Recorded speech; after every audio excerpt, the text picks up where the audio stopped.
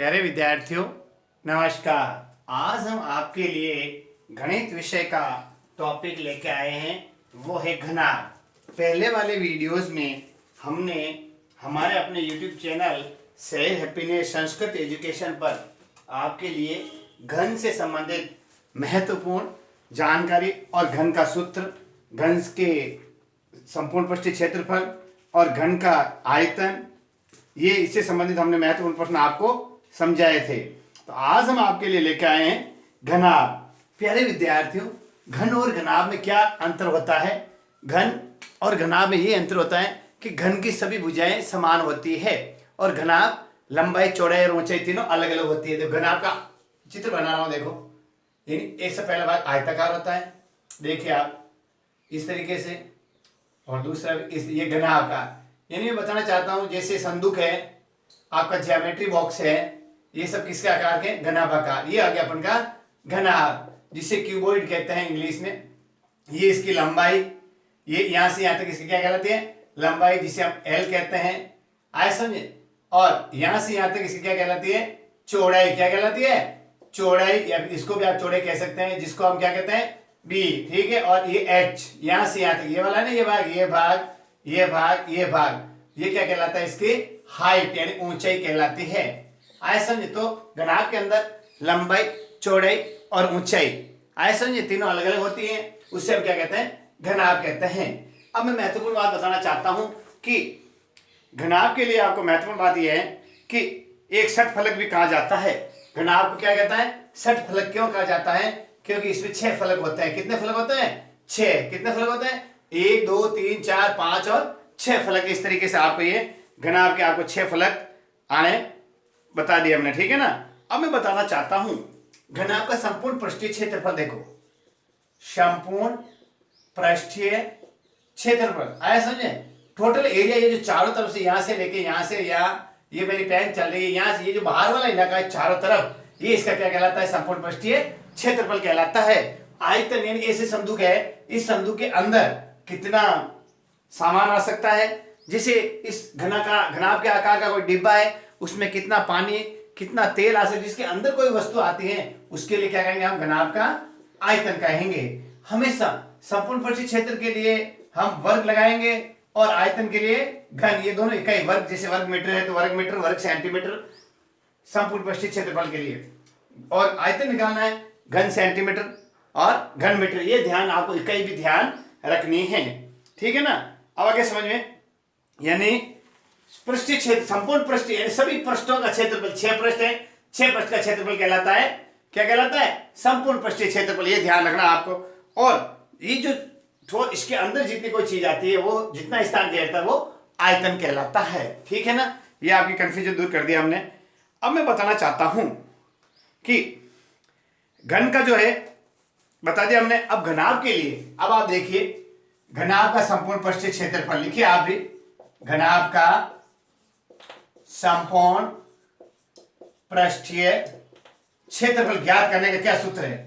देखिए आप देखिए, 2 कोष्ठक बनाइए, लंबाई गुणा चौड़ाई, लंबाई गुणा चौड़ाई प्लस चौड़ाई गुणा ऊंचाई प्लस ऊंचाई गुणा लंबाई। इस तरीके, यानी लंबाई गुणा चौड़ाई, चौड़ाई गुणा ऊंचाई, ऊंचाई गुणा लंबाई। अब इसको इंग्लिश में जैसे L into B plus B into H plus H into L, ये फॉर्मूला भी आप लिख सकते हैं। यानी सबसे पहले आप क्या करना है, यदि जैसे मैं आपको बताना चाहता हूं लंबाई, जैसे आप उदाहरण ले लेते हैं, एक घनाभ जिसकी लंबाई 10 सेंटीमीटर, चौड़ाई 6 सेंटीमीटर और ऊंचाई 5 सेंटीमीटर हो, तो इसका संपूर्ण पृष्ठीय क्षेत्रफल ज्ञात कीजिए। अब ये आ गया L, B और H। अब आप हल करने के लिए सबसे पहले प्रश्न में पढ़िए, लंबाई 10 सेंटीमीटर, चौड़ाई 6 सेंटीमीटर, ऊंचाई 5 सेंटीमीटर। प्यारे विद्यार्थियों, जब यहां देखिए आप, तीनों की जो इकाई है वो समान होनी चाहिए। यहां सब सेंटीमीटर में है। आगे यदि कि प्रश्न बना जा सकता है कि लंबाई 1 मीटर देखना, चौड़ाई 60 सेंटीमीटर, ऊंचाई 50 सेंटीमीटर। अब आप देखिए, ये मीटर में है, ये दोनों सेंटीमीटर में। इसके लिए क्या करना पड़ेगा? यदि मीटर को सेंटीमीटर बनाना है तो 100 से गुणा कर देना है। मीटर को सेंटीमीटर बनाना है, यानी बड़ी से छोटी बनानी है तो गुणा कर दो, और छोटी को यदि बड़ी बनानी है यानी सेंटीमीटर को मीटर बनाना है तो 100 का भाग दे दो। जैसे इस मीटर को हम सेंटीमीटर बनाएंगे तो 100 से गुणा करके कितना हो गया भाई, 100 सेंटीमीटर। कितना हो गया, 100 सेंटीमीटर। अब ये देखो तीन एक समान हो गए, 100 सेंटीमीटर, 60 सेंटीमीटर और 50 सेंटीमीटर। ये तो हमने सेंटीमीटर बना दिया। अब मीटर बनाने के लिए यदि ये मीटर है तो ये एक तो मीटर ही रहेगा, 60 सेंटीमीटर को 60/100 मीटर बना दिया इसको, और 50 को 50/100 मीटर बना। अब ये क्या हो गया देखो, कितना अंक, 2 अंक छोड़ के दशमलव, यानी 0.60 मीटर हो गया। ये भी 2 अंक छोड़ के 0.50 मीटर। इस प्रकार आप मीटर बनाना चाहते हैं तो तीनों को मीटर बना लीजिए या तीनों को सेंटीमीटर बना लीजिए। ये भी आपको महत्वपूर्ण ध्यान रखना है जब भी प्रश्न पूछा जाए उस प्रश्न के अकॉर्डिंग कि तीनों जो इकाइयां हैं लंबाई चौड़ाई ऊंचाई की सब इकाई समान होनी चाहिए। अब इस प्रश्न को हम हल करते हैं। लंबाई 10 सेंटीमीटर, दो लंबाई की जगह लिखेंगे 10 गुना चौड़ाई 6 सेंटीमीटर, 10 गुना 6 प्लस 6 गुना 5, यानी लंबाई गुना चौड़ाई, चौड़ाई गुना ऊंचाई प्लस ऊंचाई गुना लंबाई, यानी 5 गुना 10। यहां तक समझ आ गया होगा आपके कि किस तरह हम इसको हल कर रहे हैं। यानी हमने आपको लंबाई चौड़ाई और ऊंचाई से रिलेटेड आपको समझाया है। अब आप देखिए, ये सामान्य जानकारी दी थी हमने, अब इसको सोल्व कीजिए। सबसे पहले कोष्टक बाहर वाला ऐसे रखिए, 10 और 6 को गुणा कर लीजिए 60, 6 और 5 गुणा कर लीजिए 30, और 5 और 10 को गुणा कर दीजिए 50। आ रहा समझिए, 10 छक्का 60, 6 पंजा 30, 5 दाएं 50। अब जो कोष्टक के अंदर तीनों संख्याएं हैं इन तीनों को जोड़ लीजिए। कितने हो गए, 140, 0 का 0, 8 और 6 14, 140 अंदर और 2 बाहर। अब जो कोष्टक के अंदर और बाहर दो संख्या होती है जब तक निशान नहीं है तो दोनों को गुणा करना है, 2 गुणा 140, 2 गुणा 140। अब इसको करो, 0 का 0, 4 दूनी 8, 280 वर्ग सेंटीमीटर। अब देखिए, अब इस प्रश्न को आपको आराम से समझ आ गया होगा। वापस देखिए, एक घनाभ है जिसकी लंबाई 10 सेंटीमीटर, चौड़ाई 6 सेंटीमीटर और ऊंचाई 5 सेंटीमीटर है। इसका संपूर्ण पृष्ठीय क्षेत्रफल ज्ञात कीजिए सभी फलकों का। तो सबसे पहले लंबाई गुणा चौड़ाई, ये एक आयत बन गया तो लंबाई गुणा चौड़ाई, देख संख्या 60 आ गया। चौड़ाई गुणा ऊंचाई, कौन सी चौड़ाई, ये चौड़ाई गुणा ऊंचाई, चौड़ाई गुणा ऊंचाई, ये दूसरा हो गया। तो क्या हो जाएगा, b इंटू एच, 6 पंजा 30। फिर अगला कौन सा है, ऊंचाई इंटू लंबाई, ऊंचाई इंटू लंबाई, ऊंचाई वापिस ये और ये लंबाई। इस तरीके से अपन को क्या, एक तो ये वाला था पहले लंबाई गुणा चौड़ाई, चौड़ाई गुणा ऊंचाई और ऊंचाई गुणा लंबाई, ये एक तरफ का वाक्य। अब दूसरे तरफ इसका 1 2 और ये वाला 3। इस तरीके से आपको 2 बार करना। इसीलिए जब 6 पृष्ठ होते हैं, 3 पृष्ठ ये सामने है तो जितना 3 इनका होगा उतना उन 3 का भी दूसरों का होगा। यानी 140 इधर वाला तो 140 पीछे वाले का, तो 280 वर्ग सेंटीमीटर। अच्छी तरह समझ में आ गया होगा कि घनाभ का संपूर्ण पृष्ठीय क्षेत्रफल किस प्रकार निकाला जाता है। अब आप लिख लीजिए इसको। अब मैं आगे ले रहा हूं आपके लिए घनाभ का आयतन। यह महत्वपूर्ण बात आपको बताना चाहता हूं कि घनाभ का जो आयतन है वो कैसे ज्ञात किया जाए। ठीक है, अब आप मेरे पीछे पीछे प्रश्न लिखिए।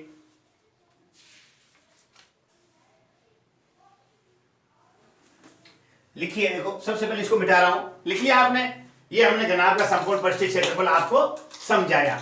अब एक प्रश्न ले रहे हैं आपके लिए, एक घनाभाकार माचिस की डिबिया। देखो प्रश्न समझना आप, एक घनाभाकार माचिस की डिबिया जिसकी लंबाई चौड़ाई और ऊंचाई क्रमशः, लिखिए आप मेरे पीछे पीछे।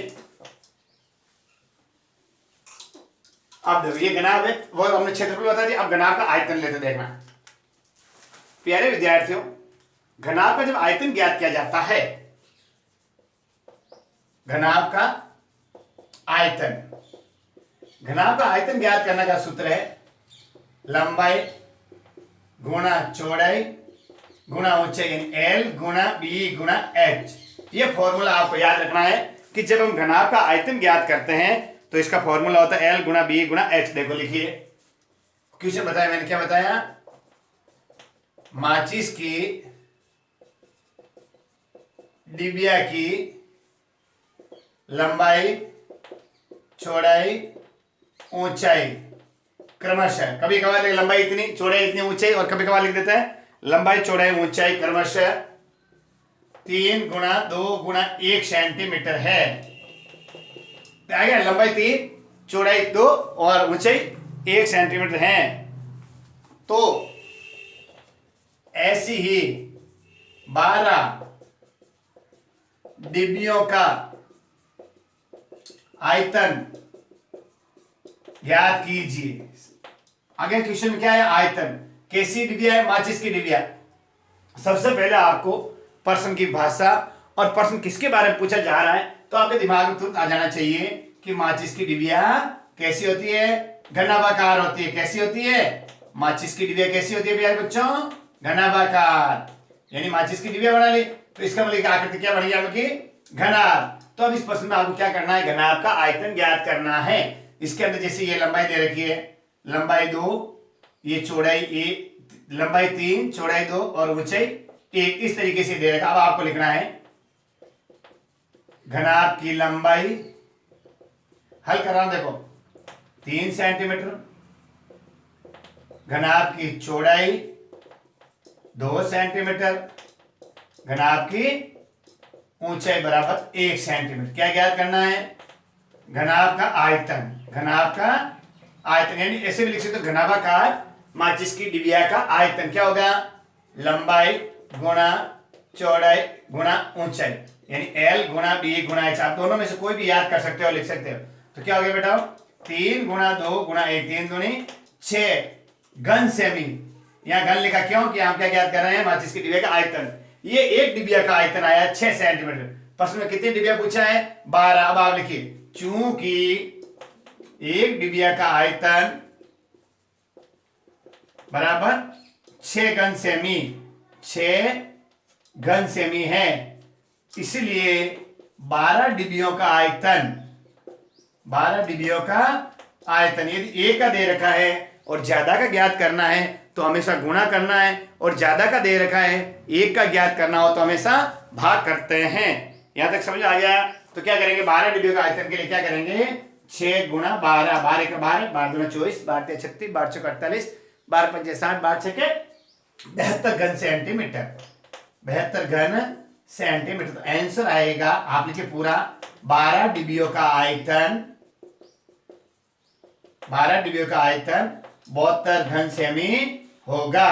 यहां तक आपके अच्छी तरह समझ में आ गया होगा कि हमने घनाभ को किस प्रकार प्रस्तुत किया आपके सामने, कि घनाभ की जो तीनों भुजाएं, लंबाई चौड़ाई और ऊंचाई, इस प्रकार घनाभ की लंबाई चौड़ाई ऊंचाई, आयतन लंबाई गुणा चौड़ाई गुणा ऊंचाई, इस प्रकार हमने आपको ये प्रश्न सॉल्व किया। अब मैं बताना चाहता हूं घनाभ का विकर्ण कैसे ज्ञात किया जाए। ये प्रश्न कई बार पूछा जा सकता है बोर्ड परीक्षाओं में और कॉम्पिटिटिव एग्जाम में। जो प्रतियोगी परीक्षाएं हैं उसका आजकल पैटर्न बदल गया है। ये सामान्य बात, आयतन और संपूर्ण परिस्थिति तो सब ज्ञात करते हैं, लेकिन घनाभ का विकर्ण कैसे ज्ञात किया जाता है, अब इसको मिटा देता हूं, मिटा रहा हूं। अब आप लेते हैं आपके लिए घनाभ का विकर्ण। प्यारे विद्यार्थियों, घनाभ का विकर्ण क्या होता है, जब दो भुजाओं के जो मध्य बनता है कोण, एक कोण को दूसरे कोण से मिलाया जाता है, उस रेखा को क्या कहेंगे हम, विकर्ण कहेंगे। जैसे मैं बताना चाहता हूं, देखिए आपके सामने जैसे हमने बनाया ये घनाभ है, देखो वापस बना रहे हैं, ये घनाभ हमने बनाया, ठीक है, ये घनाभाकार है। अब यहां से यहां तक, इस बिंदु से लेकर यहां तक जैसे हमने ये बनाया, ऐसे आयत बन गया। इस बिंदु को, इस बिंदु, ये जो मिला ये क्या कहलाता है, विकर्ण कहलाता है। जैसे ए बी सी और डी, तो इसमें विकर्ण एसी है और इधर करें तो विकर्ण बीडी है, ये क्या कहलाता है, विकर्ण कहलाता है। आगे आपके समझ में। तो अब यदि घनाभ का विकर्ण ज्ञात किया जाए तो उसका क्या फॉर्मूला होगा, घनाभ का विकर्ण। ये बहुत महत्वपूर्ण प्रश्न है, आपकी बोर्ड परीक्षाओं में भी पूछा जा सकता है कि हम घनाभ का विकर्ण कैसे ज्ञात करें। तो घनाभ का विकर्ण के लिए आपको मैं एक फॉर्मूला बता रहा हूं, बिल्कुल ही इजी। ये मैं बताना चाहता हूं महत्वपूर्ण बात, देखिए घनाभ में विकर्ण कितने होते हैं, 4, 2 विकर्ण इधर और 2 विकर्ण पीछे, यानी कुल कितने विकर्ण, ये आगे वाली साइड में और ये पीछे वाली साइड में। तो पूछा जा सकता है घनाभ में कुल कितने विकर्ण होते हैं, 4 विकर्ण। ध्यान रखना हमेशा, घनाभ में विकर्ण कितने होते हैं, 4 विकर्ण होते हैं। अब देखो घनाभ के विकर्ण की लंबाई ज्ञात करने के लिए क्या करना चाहिए, देखिए अब मैं महत्वपूर्ण बात बता रहा हूं आपको। घनाभ का विकर्ण उसको ज्ञात करने के लिए देखो, लंबाई का स्क्वायर प्लस चौड़ाई का स्क्वायर प्लस ऊंचाई का स्क्वायर करके तीनों का अंडर रूट निकालना है। घनाभ का विकर्ण यानी विकर्ण भुजा वाली विकर्ण की भुजा, जो विकर्ण वाली वो भुजा कहलाती है, उस भुजा को ज्ञात करने, विकर्ण या विकर्ण की भुजा कह सकते हैं, ज्ञात करने का सूत्र है लंबाई का स्क्वायर प्लस चौड़ाई का स्क्वायर प्लस ऊंचाई का स्क्वायर। ठीक है ना, इस तरीके से आपको मैं बताना चाहता हूं। यानी इसको हम ऐसे भी लिख सकते हैं L square plus B square plus H square, इन तीनों का स्क्वायर करके फिर तीनों को जोड़ करके फिर उसका क्या निकालना है, वर्गमूल निकालना है, रूट निकालना है। ये आपको महत्वपूर्ण ध्यान रखना है।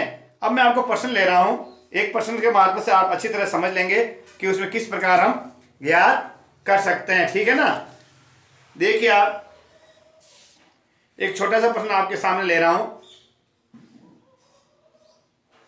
कि कैसे हम इसको, एक छोटा सा जो प्रश्न है उसका पूछा जाए कि उसको कैसे हम ज्ञात कर सकते हैं। ठीक है ना, लिखिए आप, देखिए एक घनाभाकार हॉल, सुने आप, मैंने क्या लिखा, एक घनाभाकार हॉल या कमरा लिखिए, या एक कमरा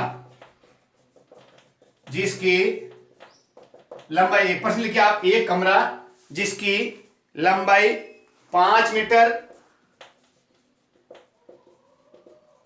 चौड़ाई 3.5 मीटर तथा ऊंचाई, लिखते रहिए, एक कमरा जिसकी लंबाई 5 मीटर, चौड़ाई 3.5 मीटर, ऊंचाई 4 मीटर है। तो अब आप ध्यान से इस प्रश्न को पढ़ो। तो कमरे का संपूर्ण पृष्ठीय क्षेत्रफल ज्ञात कीजिए।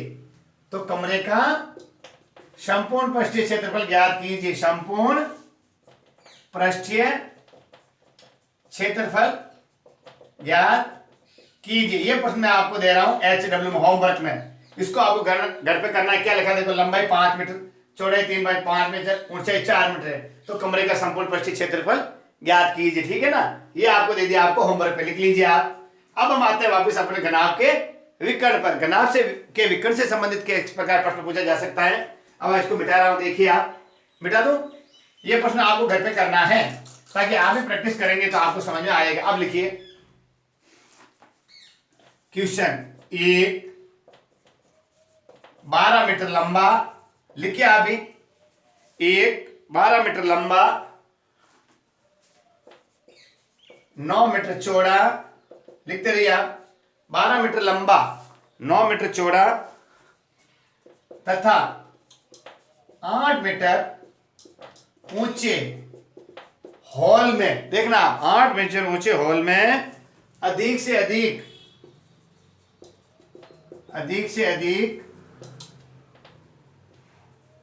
कितनी लंबाई की छड़ें रखी जा सकती है। इस प्रश्न को देखिए, ये मान लो कंप्यूटर में पूछा जा गया तो आपके एक 12 मीटर लंबा, देखिए आप, 12 मीटर लंबा, ये 12 मीटर लंबा,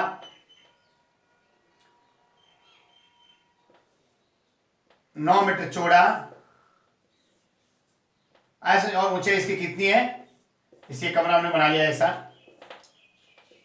इस प्रकार, ये 12, ये 9, ये 12 हो गया, और ये कितनी हो गई, चौड़ाई 9, और ये ऊंचाई कितनी हो गई इसकी, ध्यान आप, कितनी, 8। तो अब आप लिखिए इसके अंदर, जैसे हम यहां रखेंगे, सरकार यहां भी इस तरह कौन, ये तो क्या ज्ञात करना पड़ेगा, इसका विकर्ण। ये ध्यान रखो आप, क्या ज्ञात करना पड़ेगा, विकर्ण। अब आप देखिए लंबाई कितनी है इसकी, 12 मीटर, चौड़ाई कितनी है इसकी, 9 मीटर, ऊंचाई कितनी है, 8 मीटर। अब आप देखिए बच्चों, इसको जब हल करते हैं, लंबाई 12 मीटर, चौड़ाई 9 मीटर, ऊंचाई 8 मीटर। अब इसमें कितनी छड़ रखी जा सकती है, तो आपको करना है विकर्ण। क्या ज्ञात करना, किसका विकर्ण, घनाभ का विकर्ण। घनाभ का विकर्ण का सूत्र है अंडर रूट लंबाई का स्क्वायर प्लस चौड़ाई का स्क्वायर प्लस ऊंचाई का स्क्वायर। ये आपको लिखवा दी, लंबाई कितनी है भाई, तो 12 का स्क्वायर प्लस 9 का स्क्वायर प्लस 8 का स्क्वायर, तीनों का स्क्वायर करके जोड़ के उसका रूट निकालना है। स्क्वायर होता है खुद को खुद से गुणा करना है, 12 को 12 से, 12 बार 144, 12 बार 144, 9 9 81 और 8 8 64। अब इनको जोड़ दीजिए, 6 और 4 10 की शून्य, हासिल का 1, फिर हो गए 10 और 18 और 1 19 का 9, 144, 81 और 64, सॉरी 8 8 64 होगा बेटा। कितना होगा? 64 हो गया, तो 9 बनेंगे। 8 8 64 होता है, ठीक है ना। 12 12 144, 9 9 81, 8 8 64। अब इनको जोड़ो, 8 और 1 9, 10 और 8 18 का 8, 80 का 1 2, 289। अब 299 इसका रूट निकालना। देखो 299 का रूट निकालना है, तो 10 और 9 19, 2 का भाग नहीं जाएगा, 3 का भाग नहीं जाएगा, 7 का भाग नहीं जाएगा, 5 का जाएगा ही नहीं, तो फिर किसका देंगे इसमें। अब इसको रूट निकालने का एक ट्रिक बताता हूं मैं आपको। देखो जिससे आप ऐसे लिख लीजिए, इसको पीछे से जोड़े बना लीजिए। अकेला एक का भाग, एक में एक बार और एक में एक, दो दो 4 हो जाते हैं, इधर घटते हैं और इधर जुड़ते हैं, 2 यह जगह छोड़ दो 1। अब इस पूरा जोड़ा उतरेगा। अब यहाँ कौन सी संख्या लिखे इसके पास में कि ये आ जाए, इसे छोटा आ जाए, तो देखो 7 7 7 49 का 9, 14 और 4 18, ये आगे देखो। अब ये ध्यान रखना है, यहां पूरा कट गए, यहां की संख्या यहां से आधी, जैसे 54 का आधा 17, और यहां से यहां की डबल 17 दूना 54, 34 17 दूना 34, कितना होगा 17 दूना 34, ये आ गया इस तरीके से। अब आपको 17, तो यानी 17 गुणा 17, 17 गुणा 17 ये रूट हो गया, एक उतार लो, 17 मीटर क्या आएगा। जब ये विकर्ण में रखा जाएगा तो इस क्षण की लंबाई कितनी होगी अधिकतम? 17 मीटर। आंसर लिखिए, क्षण की लंबाई कितनी होगी? 17 मीटर होगी। ये आपको महत्वपूर्ण ध्यान रखना है। कई प्रश्न में नहीं लिखा जाएगा कि आपको क्या ज्ञात करना है। आपको समझना है कि कमरा 12 मीटर लंबा, 9 मीटर चौड़ा, 8 मीटर इसके अंदर, तो अंदर इसे तिरछे रखी जाएगी। जब इस विकर्ण इसमें इस कोने से इस कोने तक रख जाएगा तो क्या कहलाएगा? जैसे इस कोने से इस कोने ऐसे रखेंगे तो वो क्या कहलाएगा? विकर्ण। इस प्रश्न में आपको क्या ज्ञात करना था? घनाभ का विकर्ण। तो प्यारे विद्यार्थियों, आज हमने आपको हमारे अपने YouTube channel share happiness Sanskrit education पर घनाभ से संबंधित सभी महत्वपूर्ण प्रश्नों को हल करवाया है कि घनाभ का संपूर्ण परिचय क्षेत्रफल कैसे निकाला जाए, घनाभ का आयतन और घनाभ का विकर्ण। पहले वाले वीडियो में मैंने आपको बताया था घन, थोड़ी जानकारी बता। घन भी ऐसे ही होता है। देखिए तो घन के अंदर क्या होती है? सब भुजाएं समान होती है। तो घनाभाकार जो होगा उसका भी विकर्ण ऐसे होगा। लेकिन घनाभ का विकर्ण ज्ञात करने का फॉर्मूला थोड़ा अलग है। क्यों? इसमें लंबाई चौड़ाई ऊंचाई तीनों अलग अलग होती है, लेकिन जो घनाभाकार है उसमें लंबाई चौड़ाई ऊंचाई है और घन में सभी भुजाएं समान होती है। तो क्या लिखेंगे इसमें? इसका सूत्र है भुजा रूट 3, भुजा रूट 3 एंड एल रूट 3। इस तरीके से अपन इसको, जैसे भुजा मान लो 8 है तो 8 रूट 3, ये इसका क्या जाएगा? विकर्ण आ जाएगा। ये आपको ध्यान रखने की बात है, जो हमने आपको पहले वाले वीडियोस में भी आपको बताई है कि घन का जो विकर्ण ज्ञात किया जाए वो किस प्रकार कर सकते हैं। ठीक है, तो प्यारे विद्यार्थियों, हमने आपको बहुत ही महत्वपूर्ण प्रश्नावली घन और घनाभ से संबंधित महत्वपूर्ण प्रश्नों को हल करवाया। आप ये वीडियो देखिए, शेयर हैप्पीनेस संस्कृत एजुकेशन, और इन वीडियोस को ज़्यादा से ज़्यादा बच्चों तक पहुंचाइए ताकि बच्चे भी लाभान्वित होंगे और आप भी विद्यादान में अपना योगदान करेंगे। ठीक है, तो अगले वाले वीडियोस में आपको महत्वपूर्ण जानकारी बताई जाएगी। तो देखते रहिए हमारा अपना YouTube channel share happiness Sanskrit education. नमस्कार।